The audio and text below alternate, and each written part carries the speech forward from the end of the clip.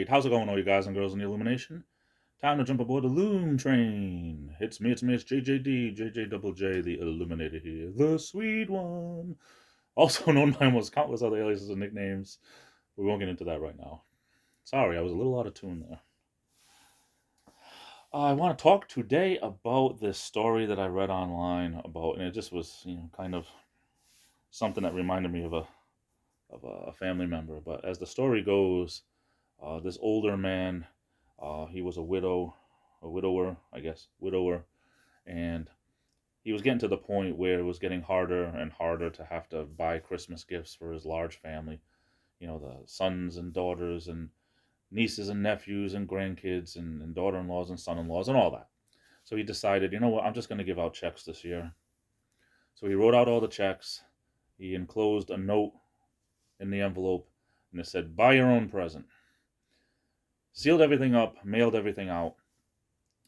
And then it was still about 3 weeks before Christmas, and he noticed that he was getting a lot less Christmas cards than usual, and he was wondering about it, and he was actually going to, get in touch with some family members to find out, how come he didn't get a Christmas card at least.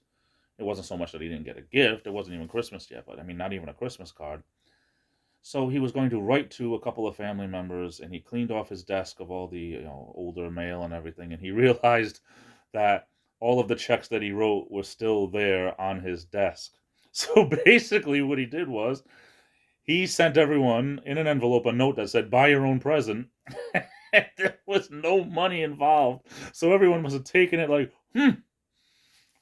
he didn't even give us money to buy our own present. Like he must have been like the Ebenezer Scrooge of the family that year, which is probably why people were cutting him out of the family. It just made me think, I had an uncle that it was a great uncle, and he was just, just extremely stingy, It reminded me this would be something that he would do if he was just a little bit stingier, you know.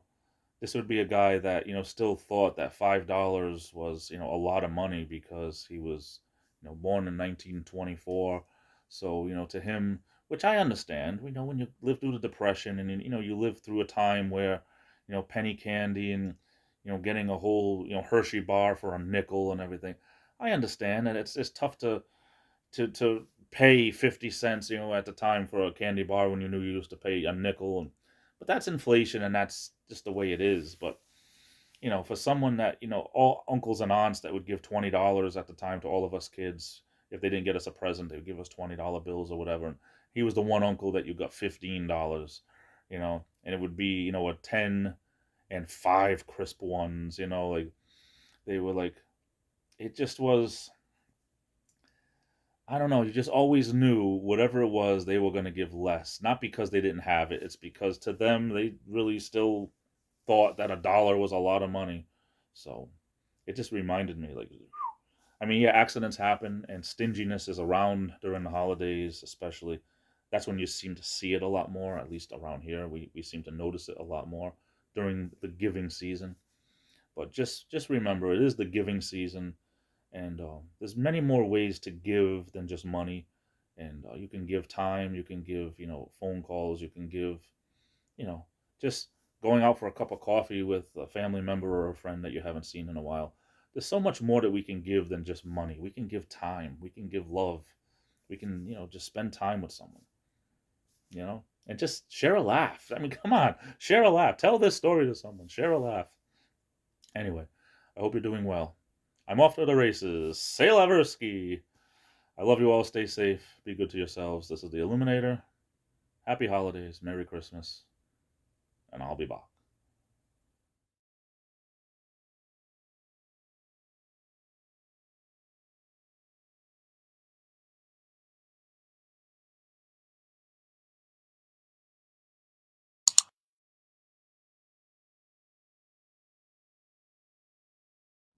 Hey, do you want more porridge, Beetlejuice? Nobody says the B word.